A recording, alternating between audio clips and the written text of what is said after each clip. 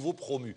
Comment expliquer la réussite de Tejnet? On aura avec nous l'entraîneur Liamine Bourrara. On parlera également du Mouloudia d'Alger. Est-ce que la crise est là au Mouloudia d'Alger par ricochet après la défaite d'hier devant Tejnet sur le score de 3-2? On terminera avec le tout-puissant Mazembe. C'est l'adversaire de l'USMA d'Alger en finale de la Champions League africaine. Pour en parler, deux journalistes. Radouane Bendali, bonsoir. Bonsoir, Mamar. Mohamed Saad, bonsoir. Bonsoir, Mamar. Messieurs, Tejnet, c'est la bonne surprise de cette entame de saison?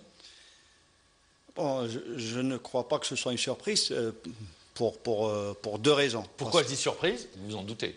Pour la première fois dans le championnat de Ligue 1. Oui, mais il faut juste revenir un petit peu en arrière et se rappeler qu'il y a quelques mois, il y avait 11 points entre le premier et le dernier. Est-ce qu'il y a une échelle des valeurs en Algérie? Dans le championnat algérien, je ne pense pas. Des équipes, entre guillemets, moyennes peuvent être en haut.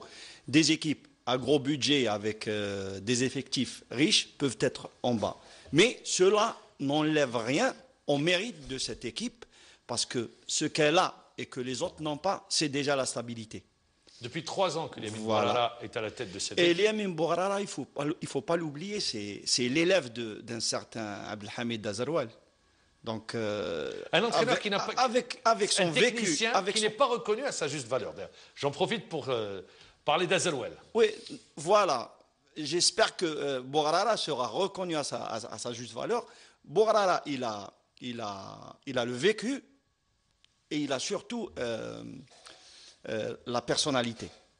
Donc, c'est cela peut-être qui a permis à Tejnet de réussir cette entame de saison. Voilà, d'être 14 points. De continuer sur la lancée de la saison passée. Déjà. 14 points récoltés depuis l'entame de la saison et la victoire d'hier face au Mouloudia d'Alger. Radouane Bendali, Liamine Bourrara a façonné l'équipe à sa manière, c'est-à-dire c'est son équipe, c'est son empreinte.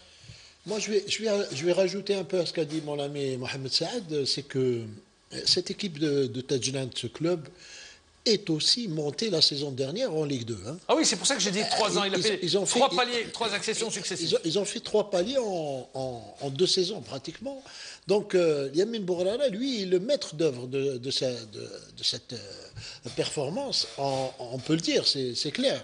Mais aussi, derrière, il y a une équipe dirigeante. Moi, j'ai eu l'occasion de suivre plusieurs matchs de Tejnet la saison dernière en Ligue 2. Et j'avais déjà dit que c'était quelque chose d'exceptionnel, parce qu'on voyait véritablement un club, une équipe, où tout est bien structuré, il y a des dirigeants sages qui font confiance à l'entraîneur. C'est une équipe qui existe depuis 1971, hein. C'est-à-dire elle est récente, de création récente. Voilà, donc, et puis aujourd'hui, vous avez dit c'est une surprise. Moi, je dirais que c'est même plus une surprise parce que l'ascension... Personne n'aurait pensé Tejnet leader. Personne n'aurait pensé Tejnet leader, mais quand même, on le sentait depuis quelque temps parce que cette équipe commençait à faire de très bons résultats. D'ailleurs, on va voir Liamine Bourrara au téléphone, il devrait être avec nous. On le sentait, et puis moi, je vais dire que la conclusion de tout ça, même si on ne va pas encore tirer la conclusion, je dirais que c'est pas avec de gros moyens qu'on fait une bonne équipe et un bon club. Très bien. Liamine Bourrara a fait des paris. Je vais vous citer un, Seyoud. Qu'on pensait... Je voulais parler de... justement, Seyoud, qui se relance complètement. Ils l'ont pris alors que personne ne croyait en Seyoud dans le championnat de Ligue 1. Ils ont fait ce pari et sur cette entame de saison, il est en train de faire un super parcours. Il est même décisif. Il a été hier. Seyoud, j'ai eu l'occasion de discuter avec lui plusieurs fois.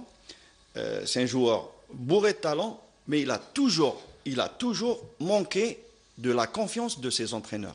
Et c'est cette confiance-là que je pense Bourrara lui a donnée. Donc, et avec la confiance, il a su faire éclater ses grandes qualités, son talent. Alors, on pensait que c'était une citadelle imprenable à domicile parce qu'ils n'ont laissé que 2 points contre la JS Kabylie. Mais on les voit là maintenant, ils gagnent à l'extérieur contre le Mouloudia d'Alger, 3-2.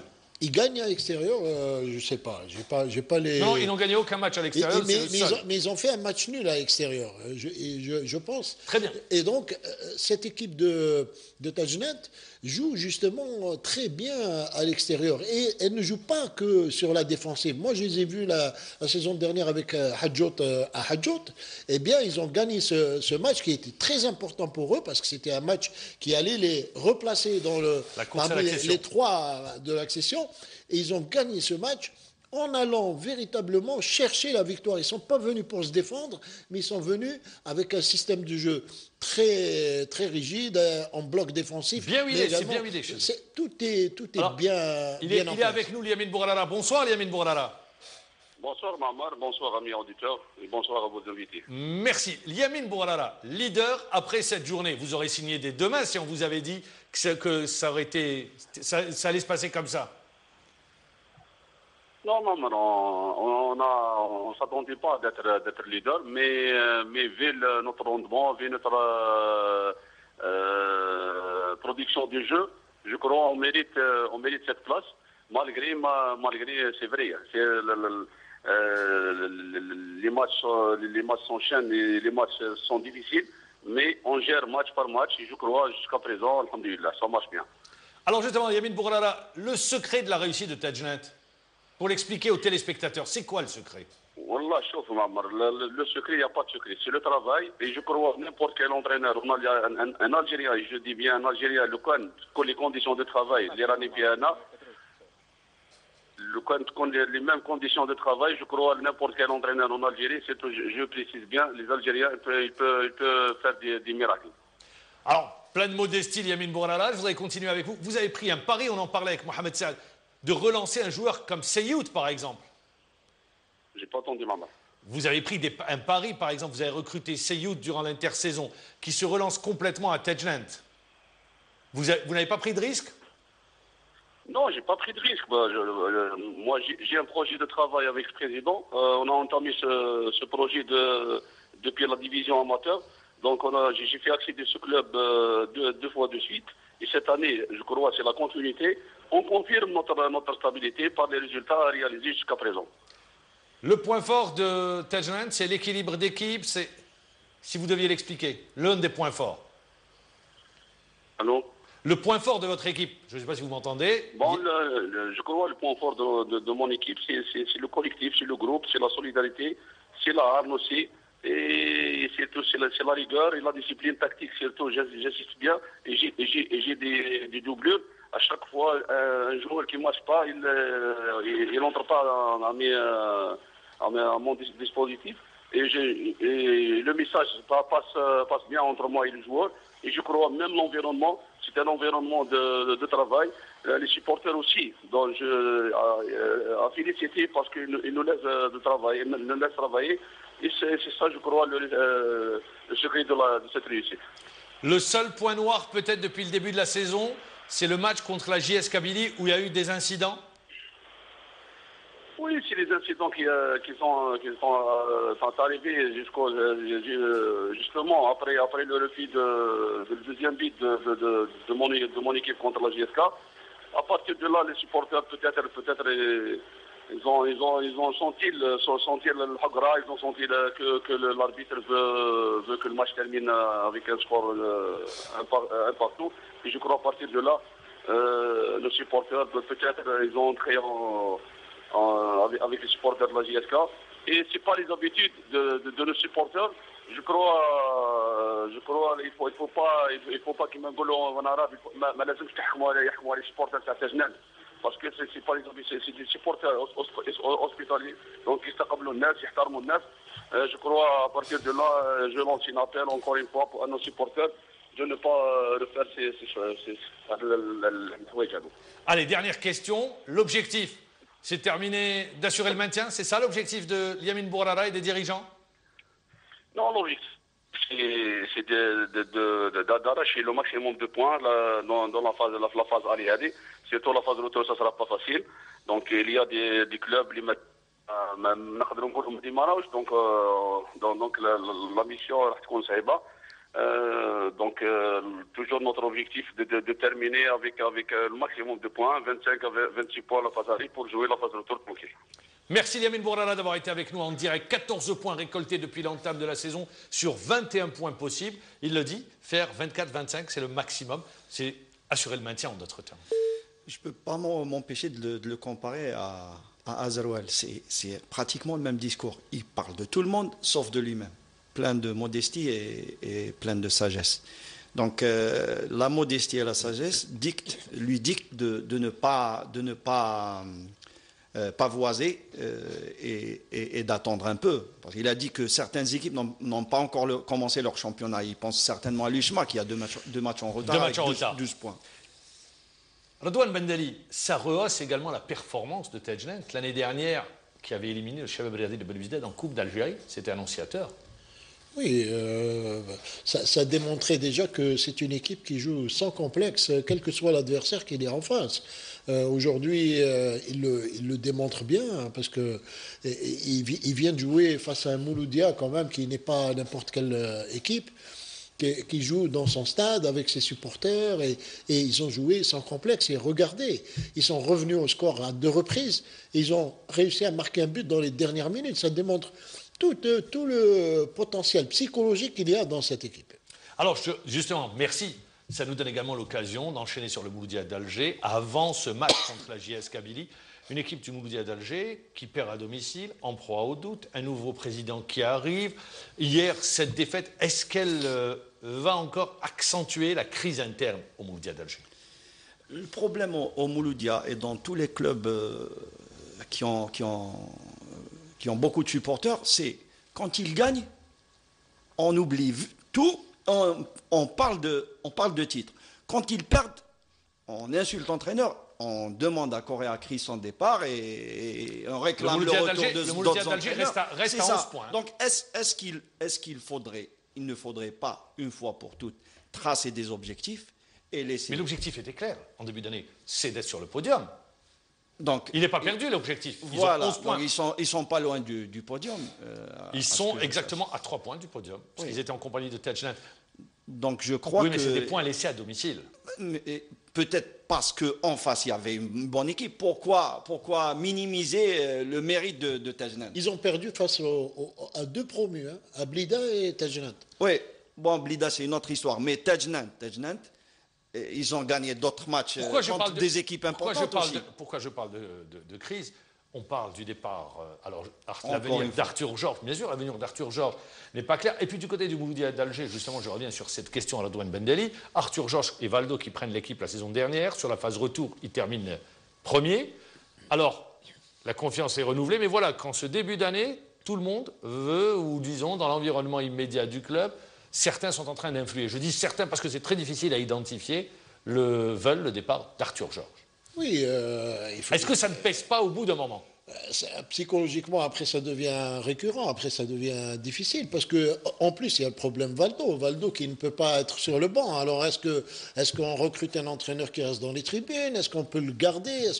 Il y a un tas de questions qui se posent aujourd'hui au Mouloudia d'Alger. Et vous savez très bien, tout le monde le sait, que c'est Valdo qui fait un peu le travail de communication avec les joueurs sur le terrain. Parce qu'on voit, Arthur Georges ne parle pratiquement pas avec les joueurs. D'où la photo qu'on avait vue de Matidja, si ça avait été expliqué ici, en disant j'étais en train de communiquer avec Valdo au téléphone. Oui, oui, parce que tout le monde le voit. Quand on va au stade, on voit Arthur Georges ne parle pas avec les joueurs. Je ne sais pas si il est dans l'incapacité de le faire. Il n'a pas l'énergie nécessaire. Bon, il a plus 20 ans, c'est vrai, et puis il n'a plus même pas 40 ans. Donc, Valdo, lui, communique avec les joueurs. Valdo n'est pas sur le banc. Qui communique avec les joueurs? Qui? Alors, ça pose des problèmes, effectivement, et aujourd'hui, ça grince au Mouloudia. Il faut pas se voiler la face. Ça grince aujourd'hui et ça risque de déboucher sur une crise parce que cette défaite, elle arrive un peu au mauvais moment. Il y a la trêve internationale. Elle arrive au bon moment pour le Mouloudia d'Alger avant le match contre la JSK? Oui, bien sûr qu'ils avaient besoin de ce répit. Peut-être qu'ils vont changer l'entraîneur. Parce que moi, l'entraîneur, Arthur Georges, est-ce qu'au départ, on savait qu'il avait la capacité de diriger le Mouloudia? est-ce que quelque part, il n'y avait pas quelqu'un qui avait des intérêts à voir Valdo entraîner le Mouloudia et qui a forcé la main à des dirigeants? Est-ce qu'il n'y avait pas d'intérêt? La question que vous posez, vous dites qu'il y a eu une erreur de casting? Il y a eu une erreur de casting. Mais s'il fallait changer, il fallait changer en début de saison. Et moi, en début de saison, je suis convaincu qu'on avait forcé la main au président ou aux décideurs de maintenir le staff technique à son poste. Donc pour vous, parce qu'on savait qu'il dormait sur le banc, on savait qu'il n'avait pas l'énergie pour diriger un club aussi exigeant comme les Mouloudia, mais il y a eu des intérêts. Pour vous, l'avenir se décidera après le match de la JSK ou avant le match de la JSK? S'il faut changer, il faut changer maintenant. Redouane? Tout de suite, oui. Pour vous, c'est un problème de staff aujourd'hui? Non, c'est un problème de... moi, je vais essayer encore d'ajouter quelque chose à Mohamed Saad. Il dit, est-ce qu'il avait capacité de diriger? C'est même pas un problème de diriger. Il peut diriger. Il peut être directeur technique au Mouloudia. Mais c'est un problème de coaching aujourd'hui. Sur le banc, il n'y a personne, pour coacher, oui. pour aiguiller, pour diriger les joueurs. C'est ça le problème du Mouloudia. Valdo n'y est pas. Il n'y a personne d'autre. Messieurs, pour terminer cette émission, le tout-puissant Mazembe. La République démocratique du Congo, première équipe africaine à avoir été finaliste de la Coupe du Monde des clubs, rappelez-vous, c'était au Japon, elle a été battue par l'Inter de Milan, sera l'adversaire de l'USMA d'Alger. Le tout-puissant s'est imposé 3-0, 0-0 à la mi-temps, avec une superbe seconde mi-temps du tout-puissant. Le match retour se déroulera en RDC. C'était une bonne pioche pour l'USMA d'Alger, quand je dis pioche, entre guillemets, parce qu'elle a fait une qualification. À ce niveau-là, moi je pense qu'il n'y a pas de choix à faire, hein, parce que quand vous avez affaire soit au Merreikh du Soudan, soit au tout-puissant Mazembe, les deux sont de très très grosses équipes. Hein. C'est des adversaires de taille. Mais quand vous voyez le Merreikh qui prend hier 3-0, le Merreikh qui était dans le groupe de l'USMA d'Alger, et je peux vous dire, je ne sais pas si vous avez vu le match, sur les 90 minutes, il n'y avait pas photo, hein, il était largement supérieur. Oui, mais bon, tout-puissant Mazembe n'est plus à présenter. C'est une très grande équipe, un grand club, toujours présent à ce stade, à ce niveau de la compétition. Ça va être très très dur pour l'USMA, mais moi je pense que, je sais pas, j'ai un pressentiment que les USMistes vont assurer non pas au match aller, mais au match retour. Vous dites au match retour, donc qu'est-ce que vous dites? Moi, je pense que les gens du tout-puissant Mazembe sont en train de dire la même chose de l'USMA. Parce que quand on regarde le parcours de l'USMA, avec pratiquement sans faute, ils ont une seule défaite, mais c'était sans enjeu. Oui. Ils se disent la même chose. Donc ça va se jouer à chance égale. Ça sera du 50-50. Le retour en terre congolaise, ça peut être un avantage pour le tout-puissant? Je ne pense pas que ça va handicaper outre mesure les joueurs de l'USMA. Maintenant, ils commencent à prendre un peu la... Disons à la douane, quand on regarde le tout-puissant, ils ont, en termes de vécu au niveau continental et à ce stade de compétition, il y a beaucoup plus d'expérience. Moi, je vais dire qu'il y a un seul paramètre qui peut influer sur le résultat final, c'est l'arbitrage. C'est la seule chose qui me fait peur. Très correct hier. D'accord, mais moi je vous dis, le match retour au Congo, il faudra être très vigilant. Moi, c'est là que ça va se jouer, je pense. Également pour l'USMA d'Alger, la difficulté, l'absence notamment d'un joueur. Je ne parle pas de Belaïli, on sait qu'il est absent et il sera absent pendant 2 ans. Beljilali, au milieu, on l'a vu, son absence a pesé. Donc, quand on voit l'effectif de l'USMA, je pense que au milieu, tout le monde est remplaçable. Il y a le bloc est là. Mais on l'a vu au milieu, il manque le joueur capable d'apporter des solutions sur le plan offensif, notamment lors du dernier match. Est-ce que tu ne penses pas que Segar peut faire ça? Moi, Segar, pour moi, c'est un joueur exceptionnel. Moi, je fais entière confiance à l'entraîneur Hamdi. Moi, je pense qu'il a démontré depuis le début qu'il est capable d'apporter des solutions à chaque problème dans l'équipe. Et la preuve, on parlait à un moment donné de Belaïli dépendance, et finalement, Belaïli n'est plus là, l'équipe gagne, l'équipe de l'USMA. Deux matchs, l'absence de Belaïli, on verra. Ils ont gagné au Soudan. D'accord, j'ai dit sur 2 matchs. Ouais. On verra sur la durée. C'est ça, sur la durée que ça va, on va voir. Oui. Parce qu'il y a eu un très gros, je ne sais pas si vous êtes d'accord avec moi, il y a eu un lourd investissement de l'USMA d'Alger envers Belaïli. Il était lourd quand même, l'investissement, le plus gros salaire du club. Il a eu la tête de 2 entraîneurs, il a été entouré, choyé. Bon, après l'histoire qui s'est passée, C'est pour ça que je dis ça, ça a été un coup dur également, qu'il faut Ouais, gérer. Bella, maintenant, c'est fini. une histoire ancienne. passer à autre chose, Moi, il faut passer je à autre voudrais avoir un mot pour l'entraîneur qui est venu pratiquement sur la pointe des pieds et qui est en train de réaliser un très très gros travail. Personne n'a misé. Ne serait-ce que pour ça, je voudrais voir l'USMA gagner cette coupe. Ah oui, mais tous. Là, on partage tous votre avis parce que non seulement, je ne sais pas si vous avez eu l'occasion de le rencontrer, Miloud Hamdi, qui était jeudi dernier. Je n'ai pas eu cette chance. Il était à cette même place, Miloud Hamdi, d'une très grande modestie, également toujours à mettre les autres en avant et lui à se mettre derrière. Il est arrivé sur la pointe des pieds, ça devait être Likens. Et il dit des choses très justes. Hein. Moi aussi, j'ai eu l'occasion de le rencontrer. Moi, je dis que c'est une personne qui connaît bien son métier. Justement, le tout-puissant, aujourd'hui maintenant, pour l'USMA d'Alger, il va falloir gérer le championnat, des matchs de retard, se préparer à la Coupe d'Afrique, les blessures, il y aura déjà des absences sur le match aller, Meftah sera absent, déjà un absent, donc il y a un tas de paramètres à gérer. Justement, ils ont un très très bon préparateur physique qui va pouvoir gérer ça. Je parle de Boudjma Mohamdi. Il va remettre sur pied les joueurs qui seront là. Et les absents, il faut faire avec. Il faudra faire avec les absents. Concernant l'USMA d'Alger, je rappelle, le match aller, ça sera au stade du 5 juillet, également changement d'habitude. Eux qui sont habitués à jouer à Omar Hamadi. Ils jouent mieux, hein, l'USMA. On ne les a pas vus encore au 5 juillet cette saison. On les a vus sur le grand terrain à Tchakar, c'est comme le 7 juillet. Hein, ils jouent l'USMA maintenant. Moi, je dis, c'est sans avoir peur de me tromper, c'est la meilleure équipe incontestablement du championnat d'Algérie. On peut vraiment avoir confiance en cette équipe et on espère tous d'ailleurs qu'elle va remporter cette Coupe d'Afrique. Ça sera une première pour le club. C'est vrai que c'est la première fois que l'équipe atteint ce stade de la compétition. On l'a vu, tout le monde, du côté de l'USMA d'Alger, il y a un front uni. On a mis de côté les divergences entre les dirigeants. Ouais, tout le monde était là, présent. C'est important. Voir Alir dans la ciel, ça a dû faire du bien à lui-même d'abord et aux supporters les plus âgés. L'union sacrée. Voilà, parce que le passé, on ne pourra jamais l'effacer. Il y a l'histoire d'un club, on ne pouvait pas effacer. Bien sûr. Et c'est bien que les dirigeants actuels, également, aient fait ce geste en invitant les anciens dirigeants. Il faut que ce soit une tradition, comme ça se fait partout dans les grands clubs. Saïd Aler, il ne faut pas oublier qu'il a apporté une montagne de titres à cette équipe de l'USMA, à ce club. Mais chacun apporte sa pierre à l'édifice. Chacun apporte. Parce que rappelons également que l'actionnaire majoritaire aujourd'hui est dans les temps. Parce que rappelez-vous quand il a pris le club.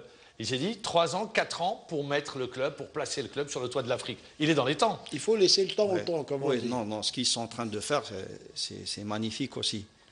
Juste un peu plus d'importance à la stabilité du staff technique. Donc je crois que depuis l'arrivée des Haddad, il y a eu pas mal d'entraîneurs. On peut les citer. Voilà. On ne peut même pas les citer parce qu'ils sont nombreux. Courbis, Renard. Il y en a eu beaucoup. Olé Nicole. J'espère qu'avec. Saadi. J'espère qu'avec Hamdi. Ils ont. En chef, Hamdi, est-ce que son destin, selon vous, serait lié à la victoire ou à la défaite en Non, je ne pense pas. Moi, je pense qu'il va terminer la saison. Serait grave. Au moins, il va terminer la saison. Parce que je pense que ce qu'il a dit, Mohamed, c'est très juste. Mais aujourd'hui, il faut que les responsables de ce club, de l'USMA, arrivent à comprendre qu'il n'y a que la stabilité qui paye dans un club. Et s'ils arrivent à stabiliser l'encadrement technique, pourquoi pas, je vais faire des comparaisons un peu démesurées, faire par exemple quand je vois Arsène Wenger à Arsenal, vraiment je suis épaté. Je suis en admiration devant les dirigeants de ce club. Est-ce que vous n'êtes pas en train de comparer l'incomparable? Non, mais on va donner un exemple bien simple. Bourrara, ça fait quelques minutes, il a parlé de projet avec le dirigeant. Combien de dirigeants en Algérie parlent de projet avec les entraîneurs? Ils parlent de 1 mois, 2 mois, 3 mois. Jusqu'à la fin de saison. L'USMA d'Alger, on est parti sur un projet? Je l'espère bien. On a un exemple, Tajnat, on a un exemple. Pourquoi ne pas le suivre? Merci. Alors moi, je vais rebondir à travers une question pour vous, Mohamed Saad. Vous prenez Tajnat. Est-ce qu'il n'est pas plus facile de mettre en place un projet du côté de Tajnat que d'aller vers un résultat ou plus difficile du côté de l'USMA d'Alger où on cherche un résultat immédiat? Non, c'est en fonction de l'investissement que vous faites, bien sûr. Ce n'est pas le même investissement. Voilà, Tajned c'est pour ça. qu'Al-Usma, Bah oui, mais c'est il en faut un projet. Il faut un projet, c'est tout. Il faut le faire avec l'entraîneur, pas avec les entraîneurs. On le voit du côté de l'USMA d'Alger, on a retenu les leçons du passé, stabilité sur le plan de l'effectif. Il n'a pas beaucoup bougé. 5 joueurs ont renforcé, on a vu, c'est des recrutements judicieux. 2 au niveau de la défense, 2 au niveau de l'attaque avec le retour de près d'un gardien de but.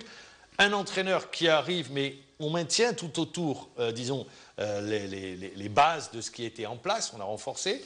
Donc, c'est pour dire un petit peu les secrets de la réussite, ça a bien fonctionné du côté de l'USMA d'Alger cette saison. Ça devrait également, ça pourrait permettre un couronnement. On a fini par commencer à comprendre que ce n'est pas en dépensant beaucoup d'argent qu'on va faire une grande équipe. Et on a diminué les recrutements à tort et à travers, et on a plutôt travaillé dans la stabilité. Voilà. Très bien, donc moi je vous sens très optimiste avec le tout-puissant Bah, Mazembe en finale. on l'espère. On attendra pour voir. Merci Mohamed Saad. Merci Redouane Ben Ali. Merci de nous avoir suivis. Moi je vous dis au revoir et on vous donne rendez-vous demain à la même heure. Au revoir, bonne soirée.